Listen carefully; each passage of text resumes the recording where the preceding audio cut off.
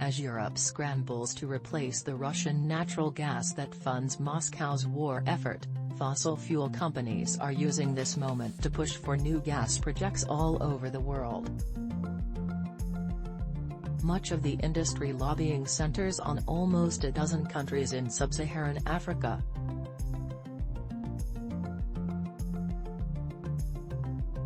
The European Union's new blueprint for getting the bloc off Russian gas highlights Sub-Saharan Africa for untapped LNG potential, referring to liquified natural gas which is imported by ship. This spring the Italian foreign minister visited Angola and the Congo to sign new LNG deals, and the German Chancellor traveled to Senegal for gas talks last month.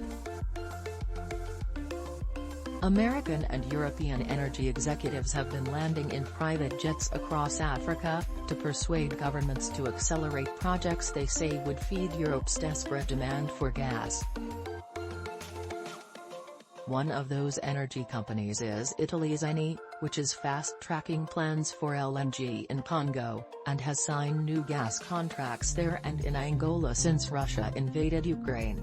"We have of course accelerated deals there in the last month," says Guido Brusco, Eni's chief operating officer natural resource. Clearly the crisis gave a priority lane.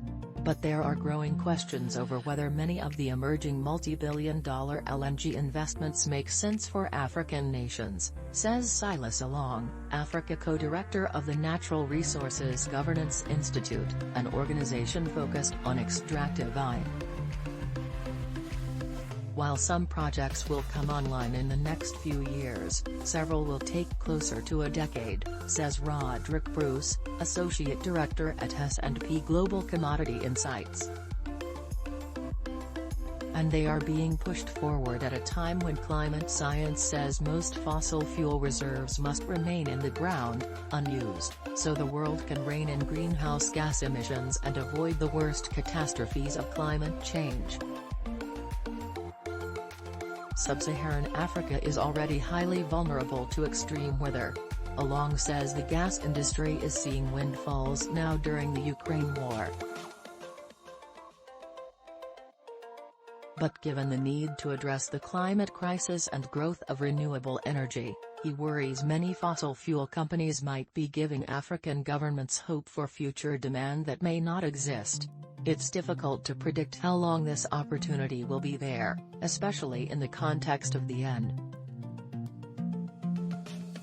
But gas is mostly methane, a potent planet-warming pollutant, and a large body of research shows that it, too, is driving climate change.